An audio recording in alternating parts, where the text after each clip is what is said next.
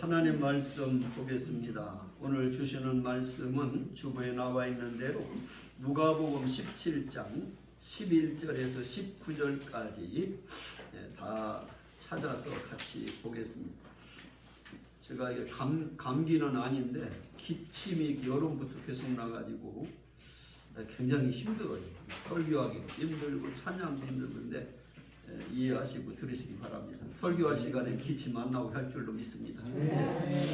누가복음 17장 11절에서 19절까지 우리 같이 합독해서 본문 말씀 읽겠습니다. 찾았으면 아멘.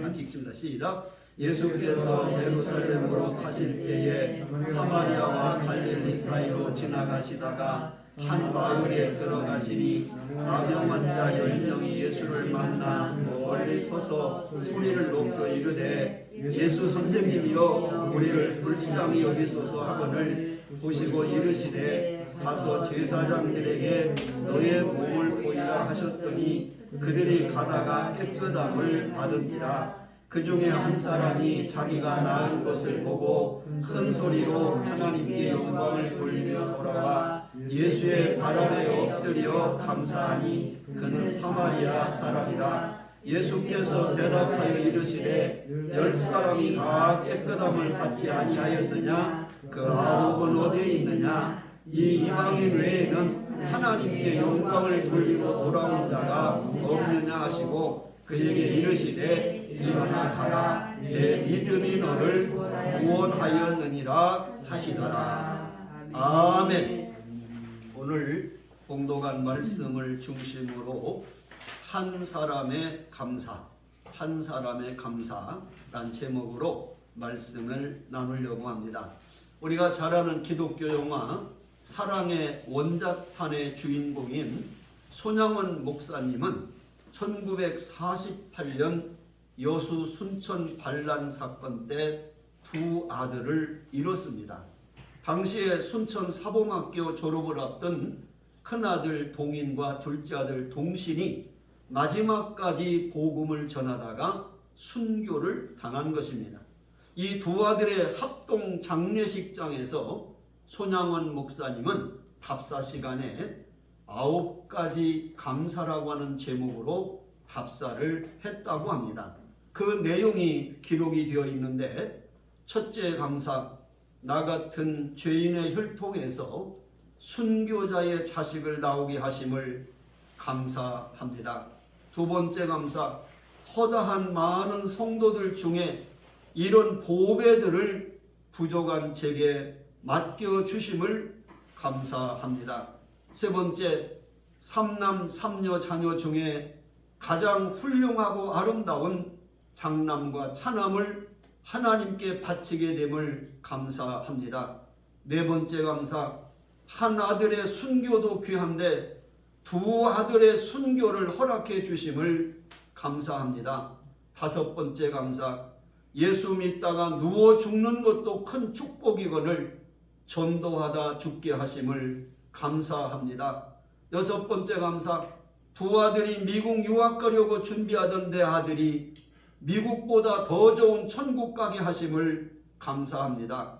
일곱 번째 감사, 내 사랑하는 두 아들을 죽인 원수를 해결시켜 내 아들을 삼고 싶은 마음을 주심을 감사합니다. 여덟 번째 감사, 두 아들의 순교로 말미암아 많은 천국의 아들들이 생길 것을 믿고 감사를 드립니다.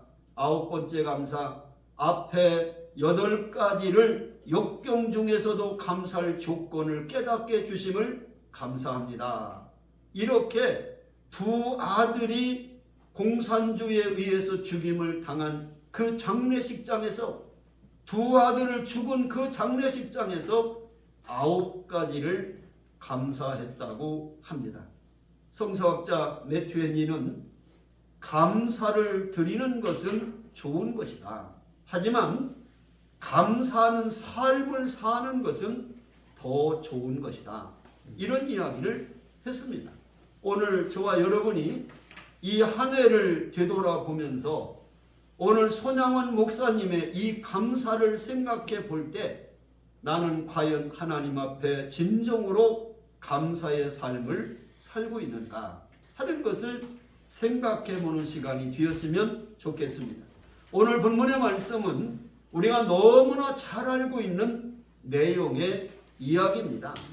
예수님께서 예루살렘으로 가실 때에 한 마을에 들어가시니까 나병 환자 10사람이 예수님을 찾아와서 우리의 병을 좀 고쳐달라고 간구하는 이야기가 오늘 본문에 나오는 말씀이에요. 무슨 병이든지 다 두렵고 고통스럽지만은 이 문둥병이라고 하는 나병은 현대의학으로도 치료가 힘든 병이에요.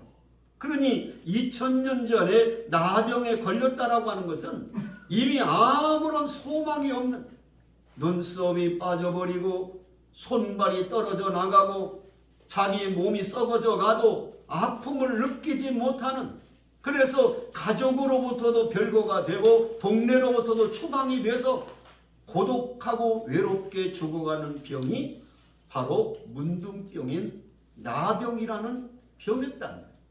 성경에 보니까 레위기 13장 45절 46절에 이 문둥병인 나병 환자에 대해서 이렇게 성경이 기록되어 있어요. 나병 환자는 옷을 찢고 머리를 풀며 윗입술을 가리고 외치기를 부정하다 부정하다 할 것이요 병이 있는 날 동안은 늘 부정할 것이라. 그가 부정한즉 혼자 살되 진영 밖에서 살지니라. 이게 무슨 말씀이냐면 이미 문둥병에 걸리면, 나병에 걸리면 동네에서부터 추방되는, 그래서 혼자 살아갈 수밖에 없는 소외된 사람들, 또 나병 환자는 사람에게 접촉할 수 없는, 왜? 그 사람들은 부정한 사람으로 이미 낙인이 찍혀서 사람들, 건강한 사람들한테 할 수 없어요. 사람들 접촉하면 돌에 맞아 죽습니다. 그러니까 그들은 항상 어디 가도 사람들 앞에 지나갈 때 큰 외치야 돼. 부정하다 부정하다 부정하다 이러고 지나가요. 이 사람들이 저기 문둥병자가 지나가는구나 피하게끔. 그러니까 안 하면 돌에 맞아 죽습니다. 그리고 이 사람들은 길을 가면서도 부정하다고 할 뿐만 아니라 또 손과 발이 떨어지고 몸이 썩어져가는 고통받는 사람들, 동네로부터 가정으로부터 버림받은 사람들, 당시 의학으로는 치유가 불가능한 희망이 없는 사람들. 그러니까 나병에 걸렸다라고 하면은 이미 그 사람은 죽은 사람과 똑같은 고통을 당하는 사람들을 나병 환자, 문둥병 환자다 이렇게 이야기했어요. 이런 나병 환자 10사람이 예수님이 자기 동네로 지나간다는 소문을 듣고 가까이 오지 못해서 멀리 서서 예수님 우리를 불쌍히 여겨달라고, 예수님 우리를 불쌍히 여겨달라고 부르짖으니까 예수님이 그 나병 환자 10사람을 보고 너무 안타깝게 여기서서 너의 몸을 제사장에게 가서 보여라 그랬어요. 이 말은 무슨 말이냐면 나병이 하나님의 은혜로 치유가 되면 동네로 들어가는 것이 아니라, 가족들한테 가는 게 아니라, 제일 먼저 나병이 치료되면 성전에 가서 제사장을 만나야 돼요. 제사장을 만나서 내가 하나님의 은혜로 문둥병을 고쳤습니다. 그러면 이 제사장이 전부 그 사람을 머리서부터 발끝까지 다 검사해서 문둥병이 나았다고 판정이 되면 하나님 앞에 정결의 예배를 드려요. 그래서 새 2마리를 갖다가 1마리를 잡아 죽여가지고 그 피를 살아있는 새 머리에 발라가지고 멀리 날려보내면서 이제 이 사람에게 임했던 문둥병이 하나님의 은혜로 멀리 이제 떠났다. 그리고 하나님께 예배를 드린 다음에 제사장이 증서를 써줘. 너는 이제 정상적인 사람이다. 그래야 그 증서를 가지고 동네도 갈 수 있고 집에도 들어갈 수 있고 성전도 들어갈 수 있는 그런 법이 되어 있기 때문에 예수님이 내가 너희들을 치료해 줄 테니 가서 제사장에게 너희들이 몸이 치료된 것을 검사받고 제사장으로부터 증서를 받아서 이제 건강한 몸으로 살아라 이렇게 보낸 거란 말이에요. 그래서 10사람이 예수님 말씀을 듣고 제사장을 만나러 가는 도중에 10사람의 문둥병이 다 나았다는 거예요. 그런데 그 10사람 가운데 이방인인 사마리아 한 사람만 막 쫓아와가지고 예수님 발 앞에 무릎을 꿇고 예수님 감사합니다. 감사합니다. 나에게 은혜를 주셔서 내 문둥병을 고쳐주신 것을 감사합니다. 그러나 주님이 묻는 거예요. 내가 10사람을 다 치유해 주셨는데 어찌해서 너 한 사람만 와서 하나님께 영광을 돌리며 감사를 하느냐? 그 9명은 어디에 있느냐? 그러면서 이 한 사람의 감사한 사람에게 보너스의 축복을 주시는데 일어나 가라. 내 믿음이 너를 구원하였느니라. 다시 말하면 너의 육체의 나병뿐만 아니라 너의 영혼까지도 내가 구원받는, 영과 육이 같이 구원받는 축복의 말씀이 오늘 본문에 나오는 말씀의 내용입니다. 저는 오늘 두 가지로 생각해 보려고 합니다. 하나는 9명의 사람들이 왜 예수님께 돌아오지 않았을까 라고 하는 것을 한번 찾아보고, 한 사람의 감사한 사람을 통해서 주님이 우리에게 가르치는 교훈이 무엇인가, 이것을 두 번째로 생각해 보면서 오늘 이 감사절에 우리가 이 감사라고 하는 것이 다시 한번 기억하고 일평생 감사가 끊어지지 않는 인생이 되기를 주님의 이름으로 축원합니다. 자, 그러면 오늘 여기 왜 9명의 문둥병자들이 치유를 받았는데 감사하지 못했을까? 그 이유를 몇 가지 찾아보면, 첫째가 뭐냐? 받은 은혜를 망각했기 때문이다. 따라합시다. 받은 은혜를 망각했기 때문이다. 그러니까 이 9명의 나병 환자들이 치료를 받았는데 그 받은 은혜를 잃어버렸을 때, 그랬을 때 결국 감사하지 못했다. 이사야 선지자는 이사야서 1장 2절 3절에 감사하지 못하는 이스라엘 백성을 이렇게 지적합니다. 하늘이여 들으라, 땅이여 귀를 기울이라. 여호와께서 말씀하시기를 내가 자식을 양육하였거늘 그들이 나를 거역하였도다. 소는 그 임자를 알고 나귀는 그 주인의 구유를 알건만은 이스라엘을 알지 못하고 나의 백성은 깨닫지 못하는도다. 이렇게 말씀을 해. 다시 말하면 하나님의 은혜에 감사하지 못하는 사람은 소나 나귀만도 못한, 짐승만도 못한 인생을 사는 사람이라고 이미 이사야 선지자를 통해서 가르쳐주는 거예요. 희망 없는 불치의 문둥병을 고침받고도 그 은혜를 잃어버린 채 주님께 돌아오지 않는 그 9명 속에 오늘 저와 여러분은 속하지 않는가를 한번 생각해 보라는 겁니다. 하나님은 이스라엘 백성에게 이렇게 말씀합니다. 신명기 8장 12절부터 14절까지 보니까 이렇게 말씀해요. 내가 먹어서 배부르고 아름다운 집을 짓고 거주하게 되며 내 소와 양이 번성하며 내 은금이 증식되며 내 소유가 다 풍부하게 될 때에 내 마음이 교만하여 내 하나님 여호와를 잃어버릴까 내가 염려하노라.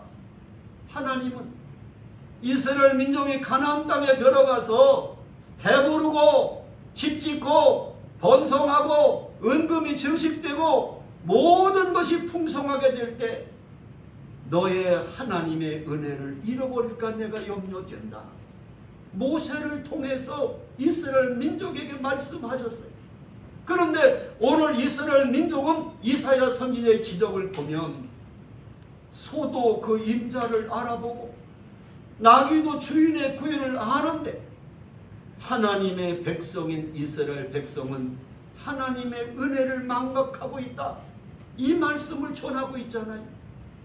받은 은혜와 축복 때문에 주님을 잃어버린 것이 이 시대의 아픔이고 이 시대의 문제라는 사실을 아셔야 합니다. 내가 가진 사업이나 내가 얻은 지위나 물질이나 건강, 이 모든 것 중에 하나님께서 주지 아니한 것이 뭐가 있어요? 오늘 하루 내가 이렇게 살아있는 생명이 있음이 하나님의 은혜가 아닌 것이 뭐가 있나? 그래서 사도 바울은요, 고린도전서 4장 7절 이렇게 말해요. 누가 너를 남달리 구별하였느냐? 내게 있는 것 중에 받지 아니한 것이 무엇이냐? 내가 하나님께 받았은즉 어찌하여 받지 아니한 것 같이 자랑하느냐? 이렇게 말씀해요. 내가 오늘날 살아가는 이 모든 것이 하나님께 받지 않은 게 뭐가 있냐는 거예요. 하나님께 받았는데 하나님께 받지 아니한 것 같이 내가 이렇게 해서 열심히 해서 돈 벌었고, 내가 이렇게 열심히 해서 좋은 직장 가졌고, 내가 열심히 이렇게 해서 이렇게 훌륭하게 됐고, 왜 너희들이 자랑하냐?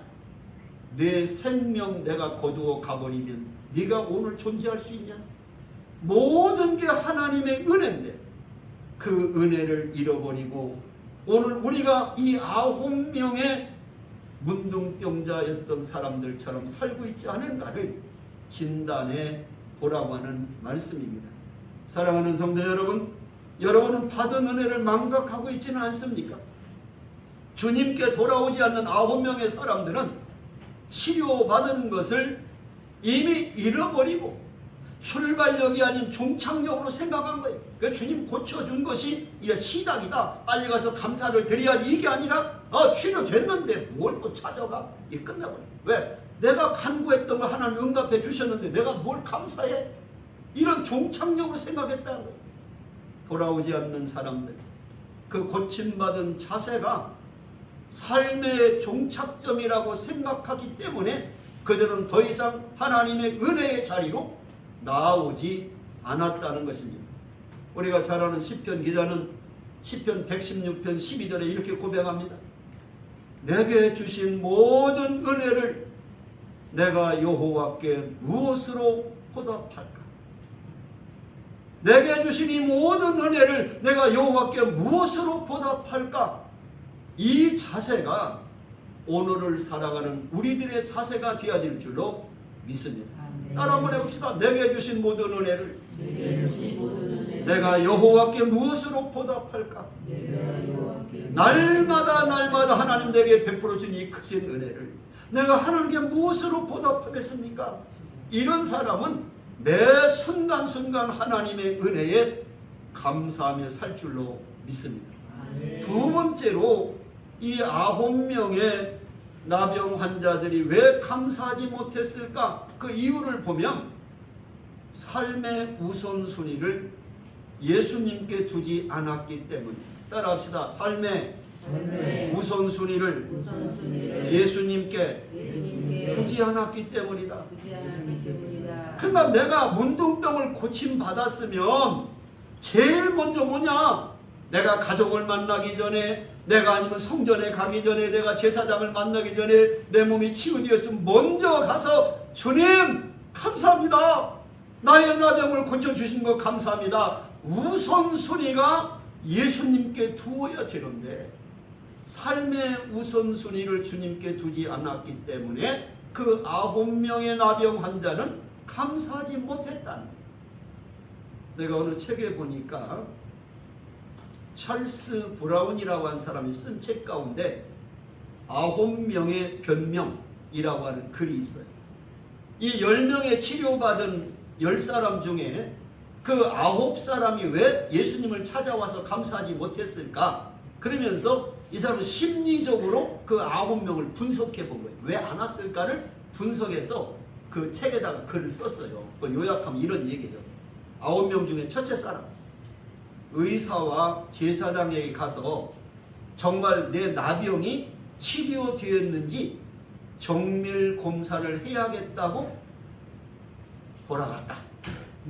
두 번째 사람, 나병을 치료받은 것이 꿈같은 일이라서 너 정말 완전히 나았는지 며칠간 두고 봐야겠다고 하는 신중론자였다. 세 번째 사람, 내 병은 원래 나병이 아니라 피부병이었던 것 아니야? 그런데 어떻게 나은 거지? 난 회의론자. 네 번째 사람, 내 병은 나을 때가 되어서 자연적으로 나았지 뭐 예수님이 고쳐준 건가? 하고 자연현상으로 보아서 감사하지 않았다는 것. 다섯 번째 사람, 자신이 나병을 앓기 전에 소유했던 재산이 지금 과연 어찌 되었는지 알아보겠다고 가버린 물질주의자. 그 다음에 여섯 번째 사람, 전에 살던 가족들, 특별히 내 아내가 자신을 생각하며 재혼하지 않고 살고 있는지 궁금해서 가버렸을 것이다.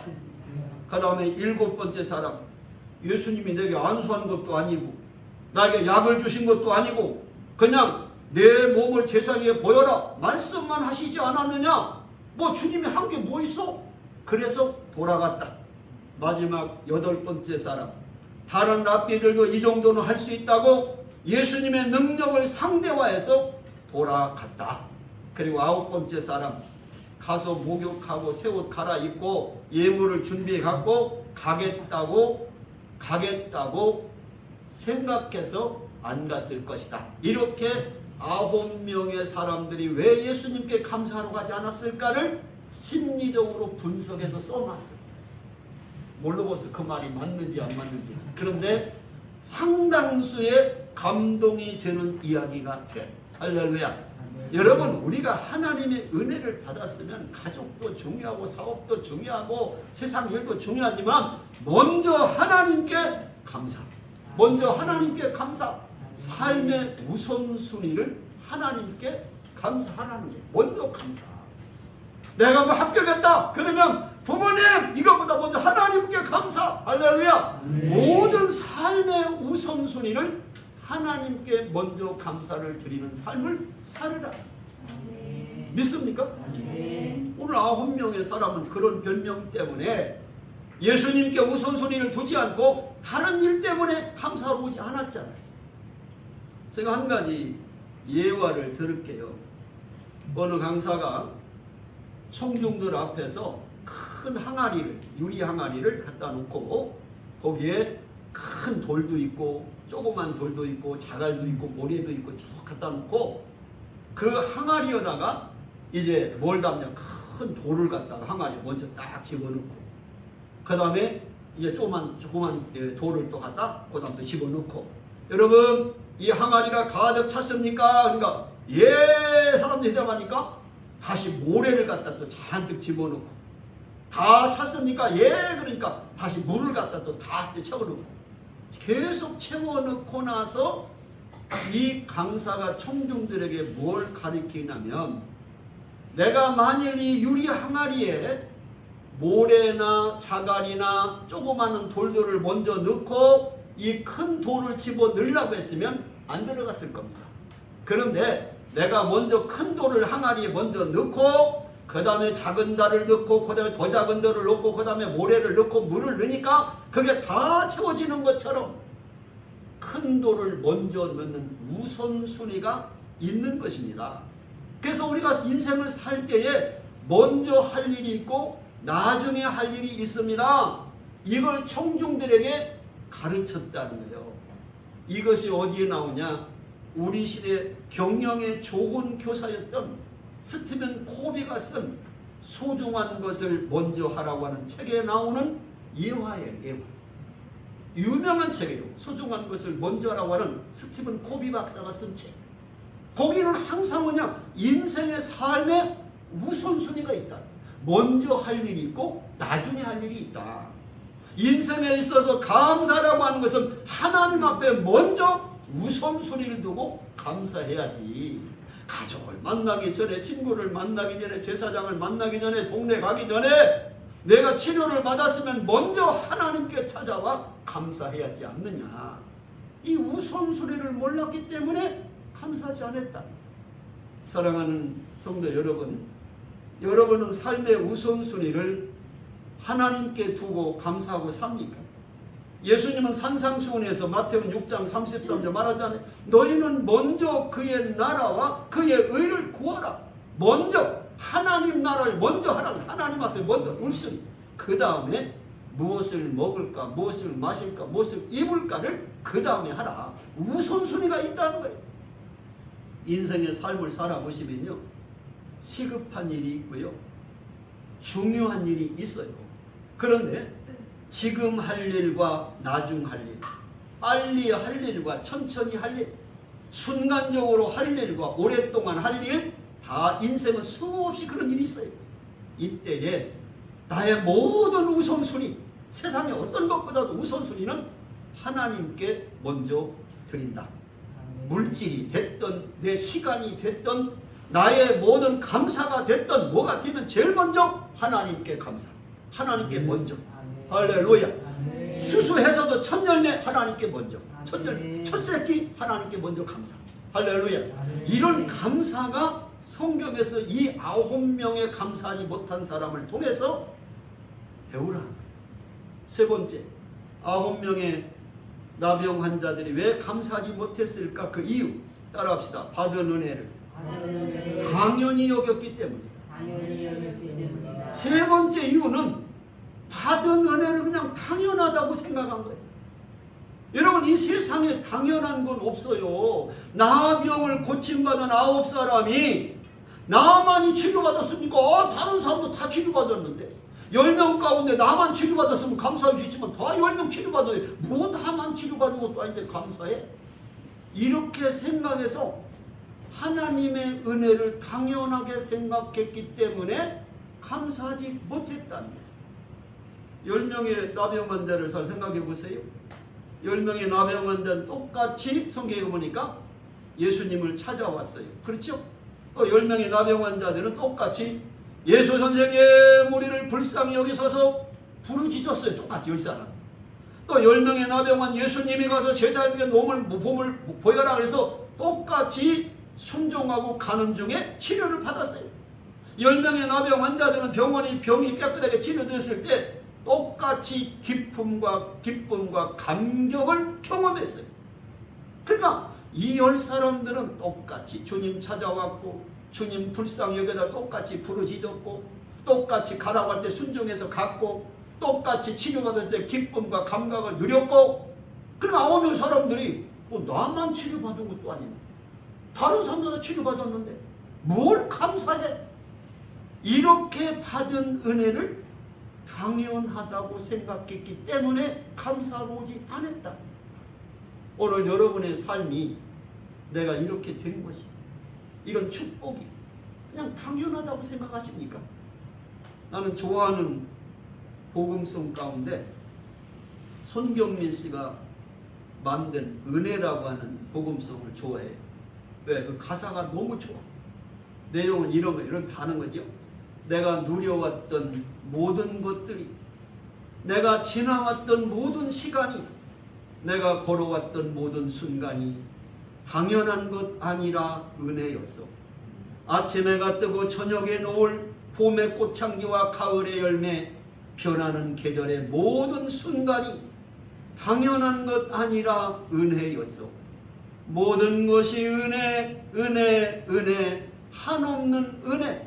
내 삶에 당연한 건 하나도 없었던 것을 모든 것이 은혜였어. 여러분, 이런 고백이 돼야 되지 않습니까? 나의 나된 것은 하나님의 은혜로 된 것이라고 고백했던 사도 바울의 고백처럼 여러분이 우연이 되고 그냥 된 건 세상에 하나도 없어요. 하나님의 간섭과 사랑과 축복과 역사지. 근데 우리는 당연하다고 생각해. 내가 열심히 해서 이렇게 된 거지. 내가 이렇게 열심히 공부해서 성공한 거지. 내가 이렇게 해서 이렇게 된 거지라고 하는 그냥 모든 게 당연하다고 생각한다. 하나님이 나에게 얼마나 구체적으로 역사하셨는가를 깨닫지 못하는 오늘 여러분, 이 9명의 감사를 못하는 사람들이 오늘을 살아가는 내 모습은 아닌가를 점검해 보라는 거예요. 그리고 형식적인 감사하지 말고 그냥 추수감사절이니까 안 하면 안 되고 조금 하자 이렇게 하지 말고, 내가 한 번 암에 걸려서 병원에 가면 수천만 원씩 날라가요. 하나님 1년 동안 건강 주셨고 내 생명 주셨고 가정 주셨고 직장 주셨고 자녀들 주셨고 내가 오늘 이렇게 살아가는 모든 순간순간 한 나를 도와주셨는데 이 은혜 내 생명을 다 드려도 갚을 길 없지만 하나님의 주신 것 가운데 내가 최상의 예물로 하나님께 감사드립니다. 이런 마음의 자세로 감사를 드려야지. 연례 행사처럼 감사하니까 한 10,000원 던지자. 이런 생각 가지면 이 9명의 감사하지 못한 사람과 뭐가 다를 게 있겠냐 그 말. 스스로 진단해 보라는 거죠. 스스로 내가 지금 이렇게 큰 은혜를 받고 살아가면서도 내가 정말 내 마음이 우러난 최상의 예물로 하나님의 은혜에 감사하고 있는가, 아니면 형식적으로 오늘 9명의 사람처럼 살아가고 있지 않는가를 이 2025년 추수감사절을 통해서 한 번쯤 도전해 보라는 겁니다. 이제 말씀을 마무리하면서, 그러면 이 한 사람의 감사한 사마리아 사람을 통해서 주님이 오늘을 살아가는 우리에게 주시려고 하는 메시지가 뭐냐? 이미 2000년 전에 기록된 이 사건이 오늘 내가 살아가는 삶에 어떤 적용점이 있느냐는 거예요. 그걸 분명히 있기 때문에 이 말씀이 성경에 기록되어 있으니까. 자, 그러면 이 한 사람의 사마리아 감사한 사람을 통해서 우리 가르치시는 교훈이 뭐냐? 첫째, 따라합시다. 감사는 성도의 의무임을 가르치셨다. 감사는 해도 되고 안 해도 되는 거 아니에요. 성도라면 당연히 해야 될 의무. 대한민국 사람이란 국방의 의무, 납세의 의무, 교육의 의무, 다 의무가 있잖아요. 대한민국에 태어난 남자라면 군대 가야 될 의무가 있는 거 아니에요. 당연한 마찬가지로 성도라면, 예수 믿고 구원받은 사람이라면 반드시 하나님께 감사의 삶을 살아야 된다. 그건 해도 되고 안 해도 되니라 반드시 해야 된다는 거예요. 그것이 여기서 가르쳐 주는 거예요. 왜? 예수님이 나병 환자 10명을 불쌍히 여겨서 깨끗하게 치료해 주셨어요. 그런데 사마리아 한 사람만 와서 감사를 했어요. 그때 오늘 예수님이 뭐라고 했어요? 오늘 17절 보세요. 거기 보면 예수께서 대답하여 이르시되 10사람이 다 깨끗함을 받지 아니하였느냐? 그 9은 어디에 있느냐? 그 말은 뭐예요? 10사람이 다 감사를 해야지 왜 너 한 사람만 와서 감사하냐? 그 말이에요. 그 얘기가. 그 뜻이 10사람이 다 와서 감사를 해야지 왜 너 한 사람만 와서 감사하냐? 감사는 성도의 당연한 의무다. 은혜 받은 사람은 당연히 해야 될 의무다. 할렐루야. 네. 근데 당연한 것을 안 하는 건 죄지. 당연한 걸 안 하는 거. 그렇잖아요. 우리가 당연히 해야 될 감사를 안 하는 건 그건 죄인 거예요. 왜? 하나님 말씀대로 안 사니까. 여러분, 예수님의 이 물음, 그 9은 어디에 있느냐? 그 말은 감사는 베푸는 사람이 요구하지 않아도, 예수님이 요구하지 않아도 은혜를 입은 사람은 감사를 의무로 여겨야 한다는 교훈을 주님이 바치는 거예요. 주님이 와서 감사하라고 말하지 않아도 은혜 받은 사람은 당연히 가서 감사를 드려야 된다. 이걸 지금 가르치고 있다니까. 아멘 좀 하쇼. 설교하다 목 터지겠어. 내가 오늘 저녁 본당 가서 또 설교해야 돼. 오늘 3번 설교해야 돼. 오늘 강경서 하고 왔고. 그러니까 감사해야 돼요. 그래서 여기서 생각해보면 그럼 은혜를 입고도 감사하지 왜 못할까? 왜 9명이 감사 못했을까는 감사를 미루다가 기회를 잃어버렸기 때문이에요. 왜냐하면 오늘 15절 16절이면 그 중에 한 사람이 자기 낳은 것을 보고, 낳은 것 치료받은 것을 보고 즉시 예수의 발 아래 엎드려 감사하니 그는 사마리아 사람이라. 감사는요, 은혜 받은 즉시 해야 돼요. 우리가 그러잖아요. 하나님 은혜 줘서 뭐 치료해 줬어요. 내가 하나님 앞에 감사해야지.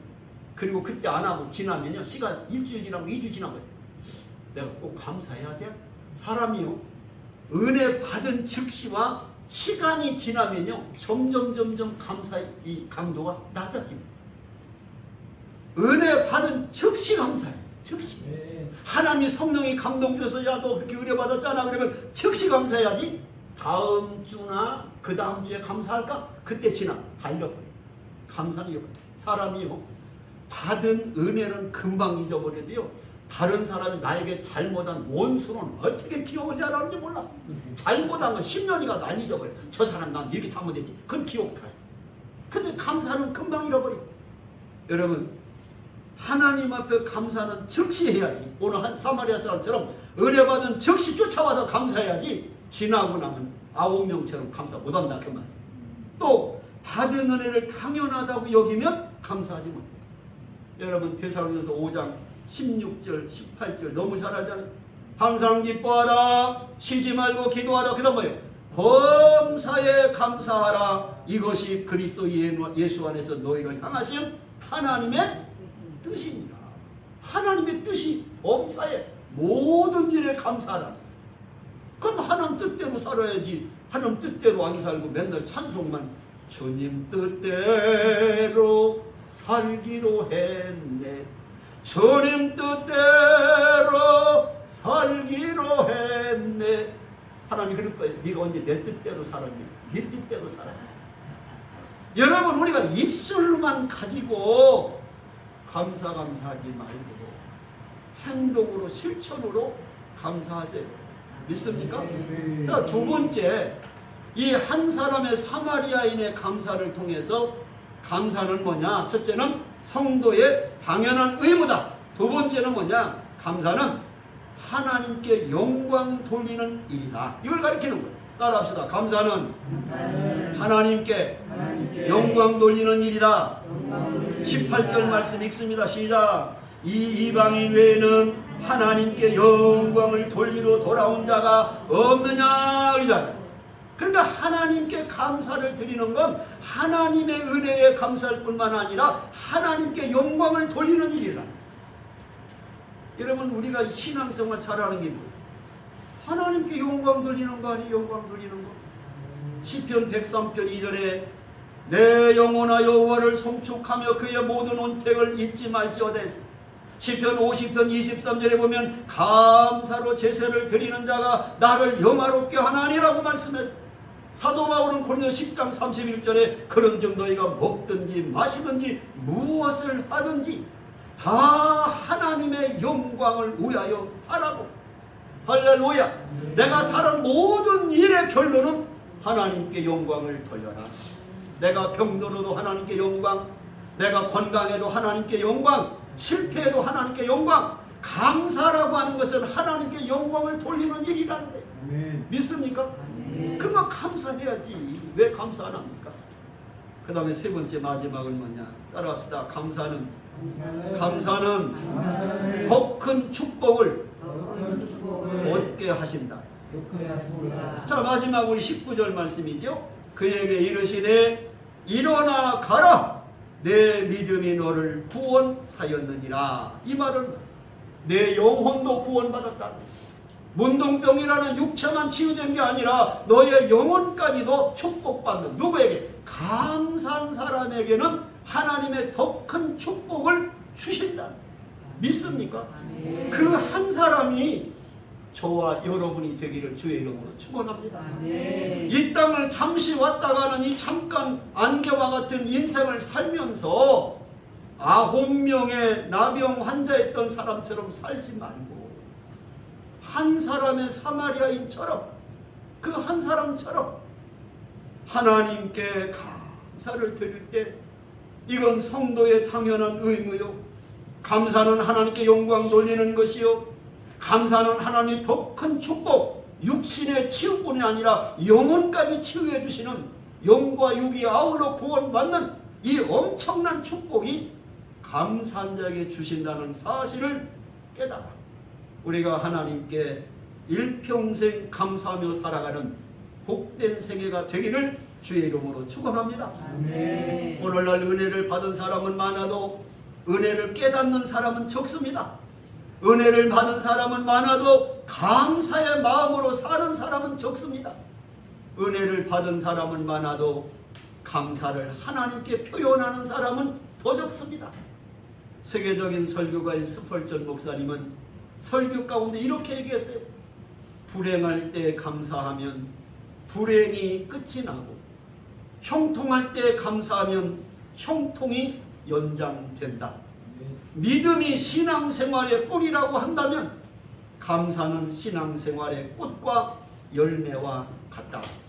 오늘 여러분이 내 신앙의 꽃과 열매와 같은 이 믿음의 뿌리에서 열매가 맺혀지는 감사가 일평생 여러분의 삶 속에 넘쳐날 수 있기를 주의 이름으로 축복합니다. 기도하십시오. 하나님, 오늘 추수감사절 예배를 드리면서 10사람이 은혜를 받았지만 감사한 사람은 한 사람 사마리아인 것 같이 감사는 은혜를 받은 사람 가운데 10분의 1밖에 없음을 우리에게 비율적으로 가르치고 있습니다. 아버지 하나님, 우리는 좋을 때든 나쁠 때든 건강할 때든 병들었든 실패했든 성공했든 하나님 앞에 모든 일에 감사를 1순위로 하고 있는지 이 말씀을 통해 도전받게 하시고 깨닫게 하시고 우리의 생애는 소원하건대 범사에 감사해서 하나님의 뜻을 이 땅에 펼치는 주님의 도구가 되게 해 주옵소서. 예수님의 이름으로 기도합니다. 아멘. 이제는 우리 주 예수 그리스도의 그 크신 은혜와 하나님 아버지의 극진하신 사랑하심과 성령님의 내주 역사 충만 교통하심이 오늘 한 사람의 사마리안처럼 평생 동안 감사하며 살겠다고 결단하고 돌아가는 귀한 동명 가족들 머리머리 위에와 저들의 가정과 자녀와 직장과 기업과 우리 동명 학원과 우리 중문재단과 대한민국 모든 교회와 이 민족 위에 영원토록 함께 하시기를 간절히 축원하옵나이다. 아멘.